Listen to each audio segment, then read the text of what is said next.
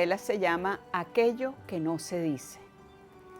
Y es la historia de la hipocresía de una familia de clase alta a principios del siglo XX. El libro comienza el día que se va Cipriano Castro. Y bueno, es una familia de 6 hijos, 3 hembras y 3 varones, en donde el papá lo nombran ministro de Obras Públicas de Gómez, y cómo va el devenir de cada uno de esos personajes y cómo la mamá es como la titiritera de toda la familia y va moviendo los hilos a su antojo y cambiando o torciendo los destinos de cada uno de sus hijos. El libro me tomó una cantidad de tiempo escribirlo. No fue que yo empecé a escribirlo hace como 20 años. Y escribí como 120 páginas. Yo escribo muy rápido. Y escribí 120 páginas corridas. Y tuve la pésima idea de enseñárselo a mi mamá. Cuando mi mamá leyó el libro, le iba dando un infarto.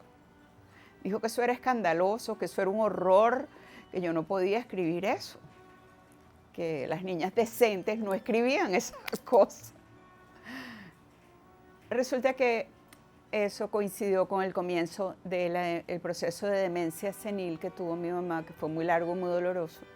Y ella cada vez que me veía escribiendo, o sea, yo escribo todas las semanas, yo escribo 2 artículos a la semana, pero ella cada vez que me veía escribiendo, ella creía que yo estaba escribiendo la novela. Y entonces se me acercaba con aquella angustia, ¿estás escribiendo la novela?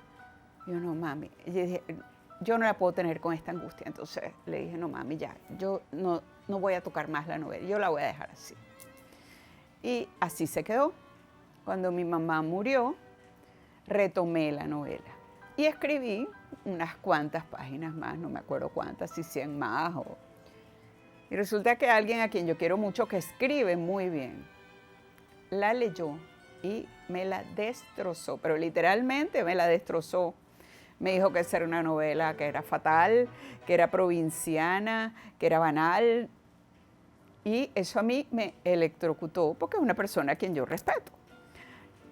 Y estuve electrocutada hasta que empezó la pandemia, que mi hija Irene, que escribe muy bien y es una gran lectora, empezó a insistirme en que siguiera la novela. Mami, tu novela es buena. Mami, sigue la novela.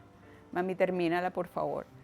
Y entonces, bueno, fue un estímulo bien grande porque ella me llamaba todos los días. ¿Qué escribiste hoy? Entonces empecé a escribir y a mandarle.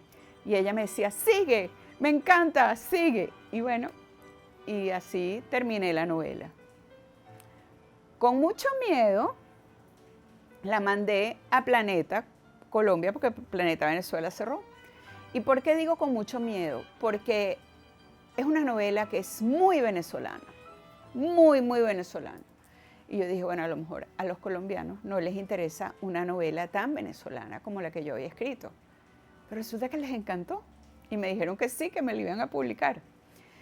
Lo que sí me pusieron fue una editora, Vanessa Solano Cohen, a quien amo, porque mi novela hoy en día es mucho más sólida y es mucho mejor gracias al trabajo de ella, porque ella no me cambió a mí ni una coma. Ella lo que me mandó fue escribir más. Por ejemplo, ejemplos como tontos, ¿no? Explícame qué es Petare. Tú me hablas de Petare, yo lo tuve que googlear, porque yo no sé qué es Petare. Y a lo mejor gente dentro de la misma Venezuela que no viven en Caracas tampoco saben lo que es Petare. O situaciones como, esta persona le gritó a este personaje y salió de la habitación, tiró la puerta. Yo quiero que tú me digas cómo se sintió el que se quedó adentro, cómo se sintió la que salió después de que tiró la puerta. Explícame más. Entonces lo que hizo fue ahondar y la novela ahora tiene 100 páginas más gracias a ella. Pero de verdad que estoy contenta. ¿Por qué una novela de la clase alta venezolana a principios del siglo XX? Porque bueno, yo crecí en un hogar de ese tipo, pues, ser una gente acomodada, y crecí rodeada de mucha gente mayor que tenían unos cuentos increíbles, o sea, todos tenían unas historias y las visitas que venían contaban unas historias Entonces yo lo que hice fue que empecé a recopilar en mi mente todas aquellas historias de las que se hablaban en la mesa, de las que contaban las visitas, y se las fui dando pues a cada personaje, y cada personaje pues se va dibujando a través de esas historias que vive. Todas son historias de verdad, pero no necesariamente o de una que pertenecen a una familia, no, pertenecen a un gentío de la clase alta venezolana a principios del siglo XX. Yo cuando empecé la novela hice como una columna vertebral, o sea, yo sabía cómo la quería desarrollar, pero resulta que las novelas pareciera, o por lo menos en mi caso, pareciera que tuviera vida propia, porque quien yo pensé que iba a ser la protagonista, no fue la protagonista fue su mamá. Y fue tan fuerte el personaje que tuve que crearle un personaje antagonista para balancearla. Pero quedó estupendo, la tienen que leer. Mi parte favorita, mi novela es una novela que es muy dura, porque es una novela de denuncia de la hipocresía, de denuncia de ese pretender ser lo que no eres o no dejar ser lo que la gente es. Pero hay dos historias de amor que son bellísimas y bueno, esa es mi parte favorita, las dos historias de amor. La novela está en el Buscón en estos momentos, que fue donde se presentó, que tuve el inmenso honor de que me la presentara Rodolfo Izaguirre, quien además me dijo que yo había logrado una cosa fantástica, que era poner a hablar a los personajes. Yo no usé tanto la narración, yo usé el diálogo, y entonces cada personaje a través del diálogo se va definiendo. Y también en La Sopa de Letras, por ahora, y después, bueno, yo pienso presentarla en toda Venezuela, porque yo escribo muchos periódicos en todo el interior del país. Entonces, a medida que vaya yendo a presentarla a las distintas ciudades, pues la podrán ir consiguiendo en las librerías más importantes. Queridos televidentes de Vale TV, me encanta estar con ustedes y me encanta estar en un canal al que admiro desde el día 1, que se ha mantenido con unos niveles de excelencia. Yo creo en eso, así que gracias por estar con nosotros, por seguir con nosotros y por haberme aguantado durante esta entrevista.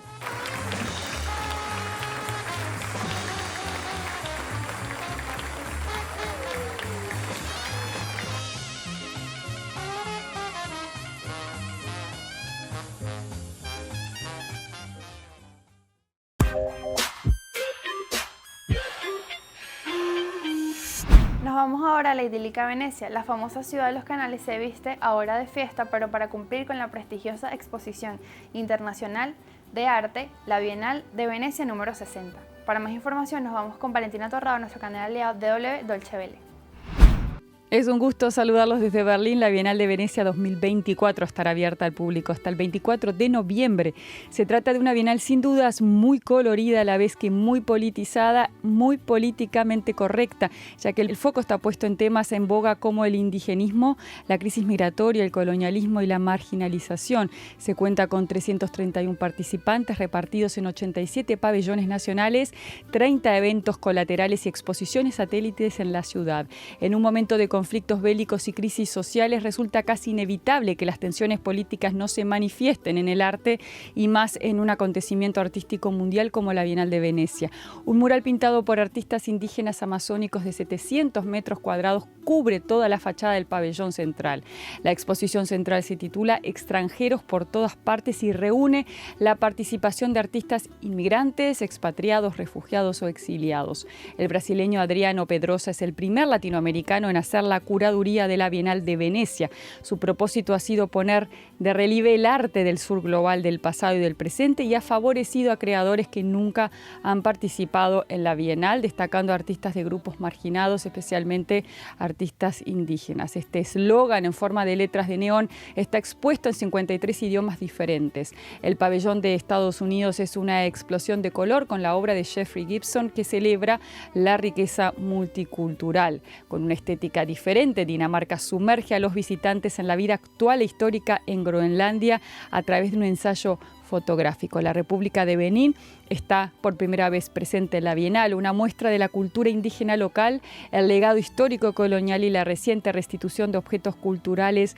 dan forma a la exposición. Pero además, la Bienal está también empapada por los conflictos bélicos que azotan Europa y Medio Oriente. El pabellón israelí ya montado no se inaugurará como señal de protesta por la artista y sus curadores, y lo harán cuando haya un cese al fuego y la liberación de los rehenes. El pabellón de Alemania no deja de ser polémico, está representado bajo el título Umbrales por la artista israelí Yael Bartana y el director de teatro berlinés de origen turco Ersan Montag. Este tematiza la inmigración con una gran montaña de tierra traída desde Turquía que inunda la entrada. Bartana a la vez expone una obra de ciencia ficción postapocalíptica con varias instalaciones.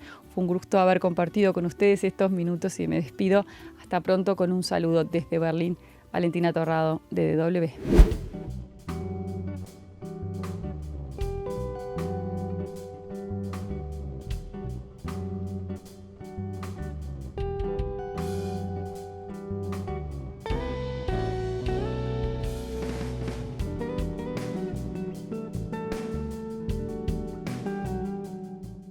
El libro de la hermenéutica a la erótica del arte es una secuencia de artículos que guarda correspondencia con todo el proceso que yo he vivido como crítico, en donde durante una primera etapa me apoyaba en categorías muy esquemáticas, en categorías muy algorítmicas, en criterios muy avesados.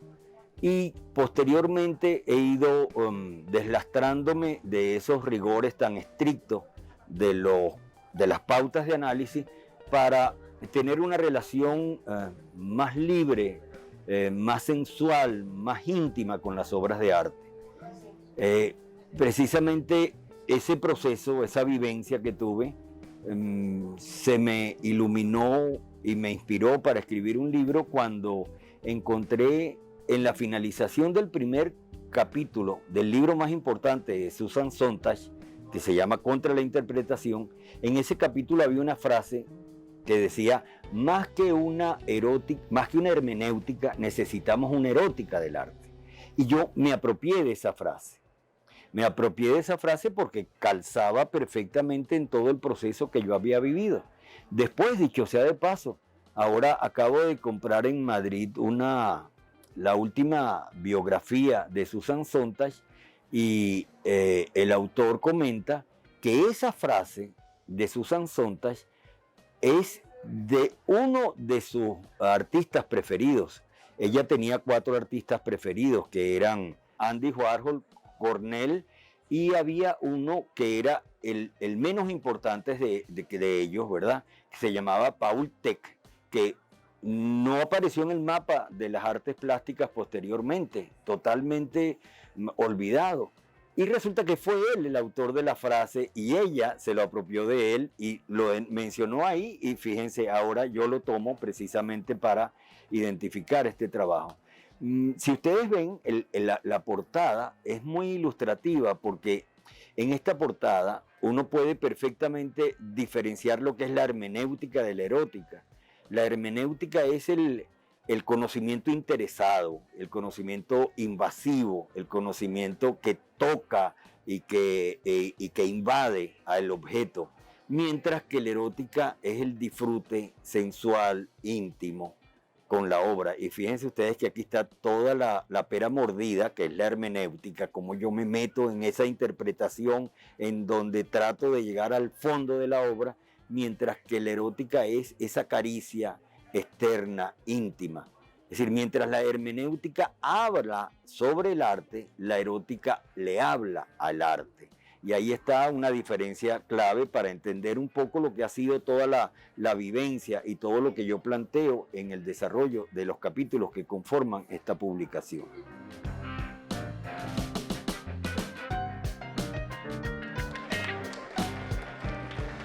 A mí les voy a confesar sinceramente que los capítulos 2, 3 y 4 del libro constituyen la médula. Ahí está la sustancia del libro.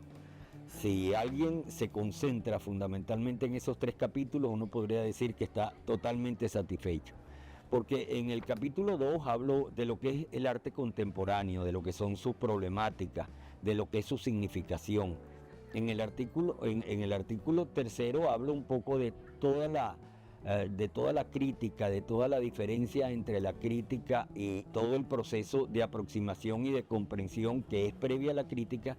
Y en el capítulo 4 me introduzco con profundidad en la diferenciación entre la hermenéutica y la erótica.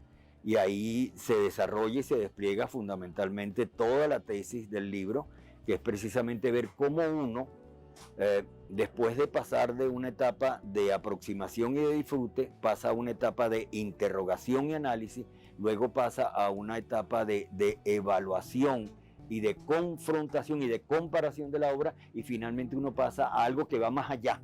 Ese algo que va más allá es lo que yo llamo la erótica del arte, es decir, aquello que se deslastra de las categorías de análisis muy severas y muy sistematizadas y muy taxonómicas, y entro en un disfrute más liberado, en un disfrute más placentero, en un disfrute más íntimo, en un disfrute más interior, en un disfrute más pleno.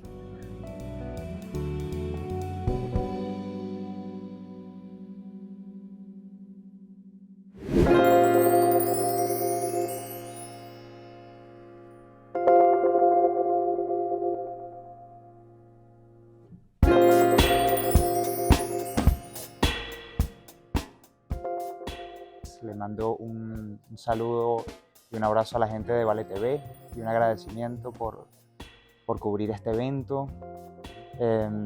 Estamos en la presentación, bueno, acaba de ocurrir la presentación de 2 libros.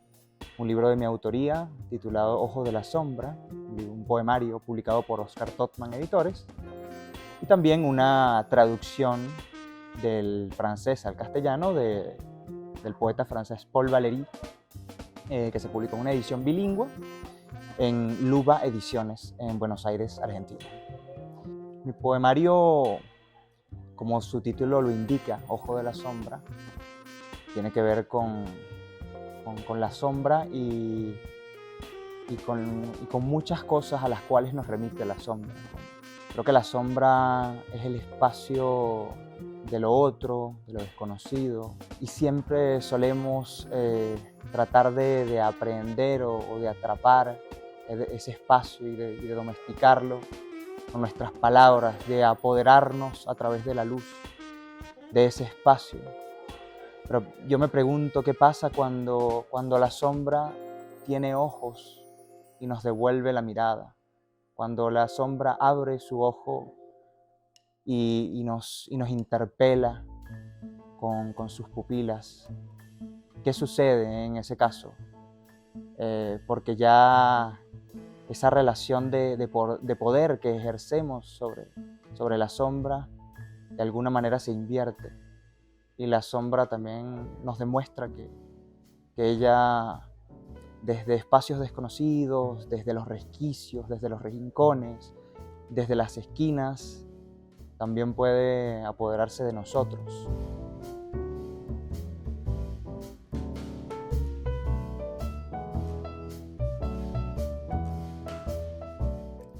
Voy a leer un poema de la última sección del libro que se titula Sombra. Este poema se titula Préstamo. Mi sombra reencarna en mi cuerpo cada vez que amanece. Más tarde retorna a la noche, olvida mi perfil. Nada debe a la forma de mi postura vespertina. Nada a la silueta con que pretendo moldearla a mi imagen y semejanza. Yo podría reconocerme en mi propio reflejo, pero ¿sabría diferenciar mi sombra de las sombras de otros hombres? ¿Cómo distinguirla si ella es un préstamo otorgado por la noche a mi figura? ¿Cómo ponerle mi nombre si ella ha habitado más cuerpos que el alma más antigua?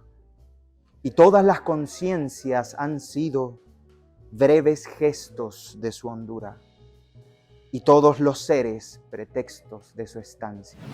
Bueno, yo creo que todo libro es el resultado de unas lecturas, de unas influencias. No podría decir que haya en mi biblioteca mental unas influencias preponderantes y otras no tan relevantes. Creo que al final el resultado, lo que arrojamos cuando escribimos, es un monstruo, es una combinación o una confluencia de todos los textos que hemos leído y que nos han afectado de una u otra forma. Hay muchos autores a los que acudo, a los que vuelvo, que me han marcado. Creo que uno de ellos, que no es un poeta, es Fernando Vallejo, el narrador colombiano. A pesar de no ser un poeta, es un autor que cuida mucho el lenguaje, que atiende mucho a la musicalidad, a la sintaxis, y es algo que me interesa mucho. También me gusta el argentino Roberto Barros. Otro argentino al que admiro mucho es Hugo Mujica. Son autores a los que he podido acercarme más también porque resido en Buenos Aires. Y bueno, he tenido la oportunidad de acceder a sus publicaciones allá, en las grandiosas librerías que hay en esa ciudad preciosa. Entonces creo que no podría decir que tengo un padre o una madre de la poesía. Creo que todas las lecturas que han sido importantes en mi vida confluyen en mi trabajo.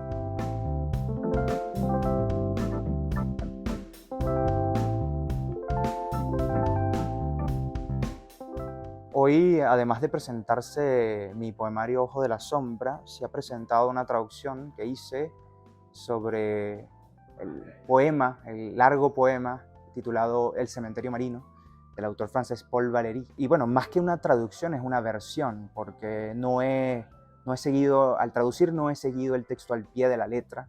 Me he permitido muchas licencias y libertades, porque bueno, es un texto que se ha traducido hasta el hartazgo, y el que de alguna forma yo quería reinventar.